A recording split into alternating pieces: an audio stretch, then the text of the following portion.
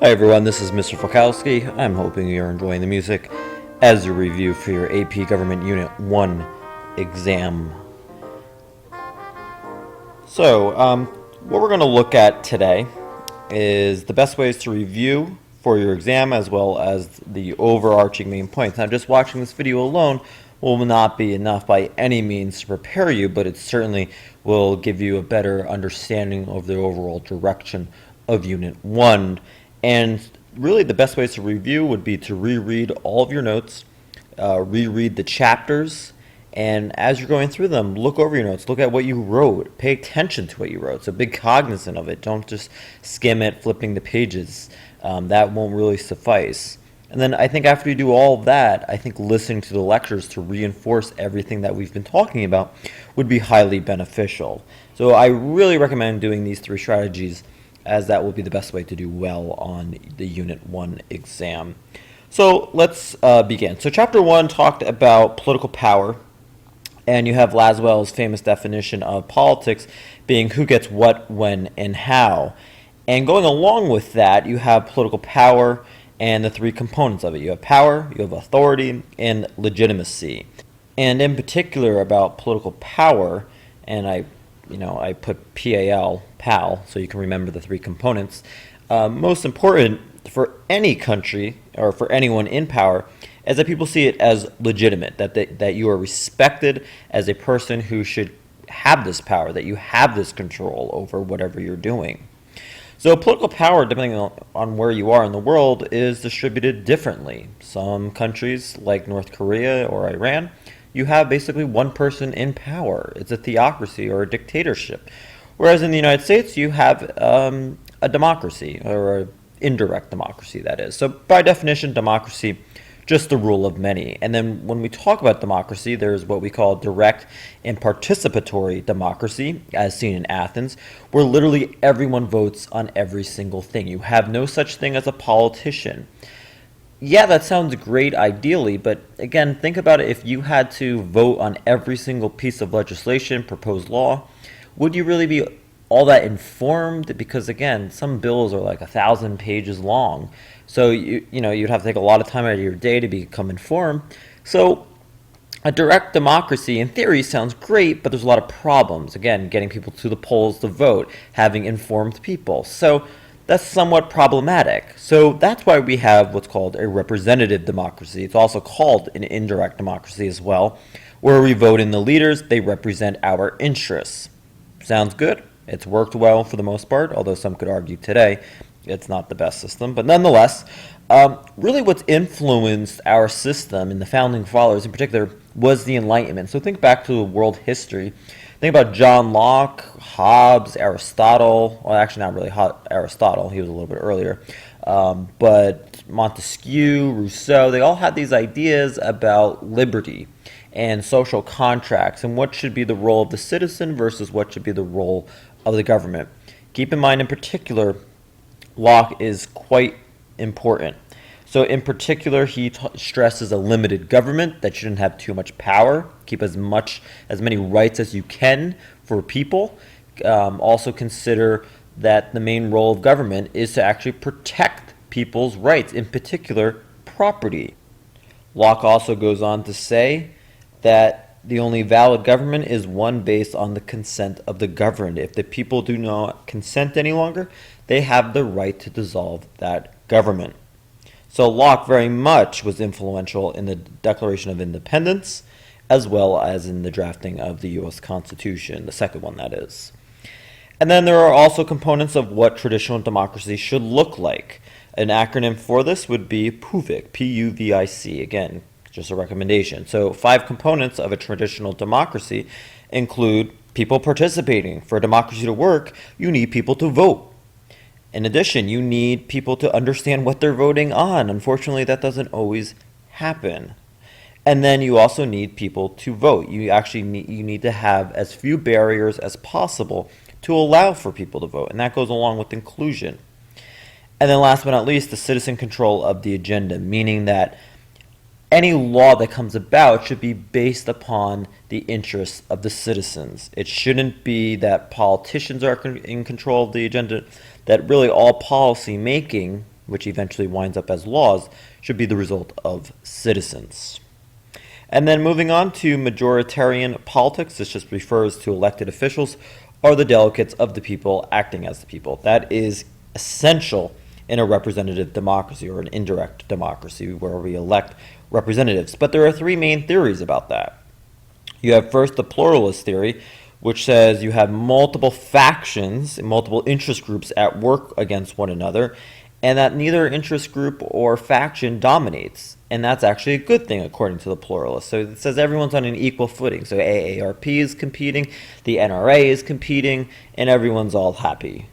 Whereas people who are hyper-pluralists, sorry, Mr. Fogasky is very popular tonight, hyper-pluralists say, well, interest groups are too strong and they're taking too much power from the government. They're actually weakening the government. And they're saying this is going to result in what's called policy gridlock, where you have contradictory policies or laws. So, for example, in Alabama, where gay marriage is outlawed, that conflicts where if you were to go to New Jersey, where gay marriage is legal. That's policy gridlock, and that's a result of hyper-pluralists. And then you have the power elite/class theory that basically states that the 1% is in control of democracy, that it doesn't matter who we represent or who we elect, that power is always flowing in the hands of the 1%, that they're sort of beholden to corporations and that only the rich are able to become representatives. So you have, these are the three main overarching theories of American democracy. And then we also talked about American culture. One way to remember the five main components, you can call it PILE, or if you can come up with some other acronym to remember it, that's fine as well. Populism just refers to anything that's against the elite, something, hence as it says, popular. It's adhering to the will of the people. And then also individualism. Think about, economically in the United States, we say, you can work really hard and you can bring yourself out of poverty. And if you really work hard, you can achieve the American dream. So that goes along with individualism. Laissez-faire, that wrapped around capitalism or capitalistic society. Liberty is a huge one. Make sure you know that in particular. Freedom. We pride the United States on being one of the freest countries in the world, even though it's technically ranked like 22 on the freedom rankings, but we're still up there. We pride ourselves on our freedoms. And then last but not least, egalitarianism, meaning that equality amongst the people, whether, no matter what ethnicity, religion, or race you are, that you are equal. And those are some of the five main key components of American culture. And then last but not least, challenges to democracy, TILP, T-I-L-P. Some of the challenges include technical expertise. Using some of those voting machines, although you might say, wow, this is really easy, it's difficult for the aging population. Florida had a number of problems during the 2000 election where people actually voted for George W. Bush instead of Al Gore because apparently they pushed the wrong button, and you can't undo a vote once you submit it. You have also a diverse number of interests, so how does that become reconciled in democracy? Ultimately, there's only so many politicians you can elect. Not every interest is going to be represented, unfortunately, and that is a democracy, that is a challenge to democracy. And then you also have limited participation, right? I mean, think of how few young people vote.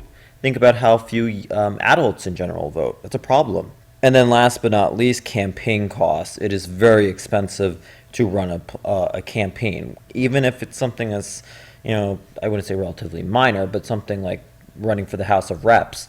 That still costs a couple $1 million, and then you have to get donations, you have to have the political inside track, and then if you want to run for the presidency, that's going to be millions and millions of dollars. So that is undoubtedly a challenge to democracy. It prevents people from running. So these are four main problems that democracy is continuously wrestling with. So that is a concise overview of Chapter 1. We'll be moving to Chapter 2 very shortly.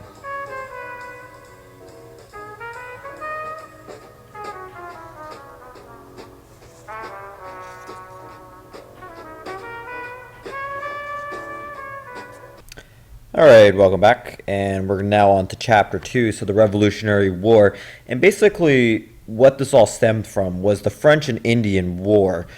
And how the British saw it was that they were protecting the 13 colonies from the French and the Native Americans. Whereas the colonists saw it as, well, we actually volunteered to help the British Army, and now you're taxing us as a result of that? So as a result of the French and Indian War, the British Crown tries to pass a number of different taxes in Parliament, from the Stamp Act, the Townshend Act, the Tea Act, and so forth.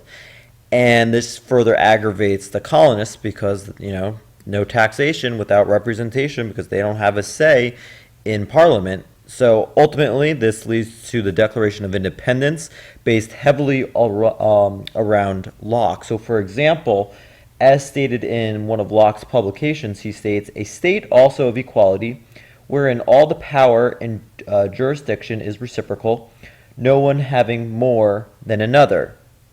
Compare this to what Jefferson writes in the Declaration of Independence. He says, "We hold these truths to be self-evident, that all men are created equal."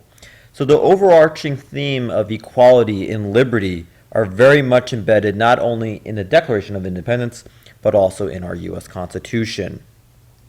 And think of Locke and Jefferson almost as BFFs, because Jefferson is heavily influenced by Locke's writings.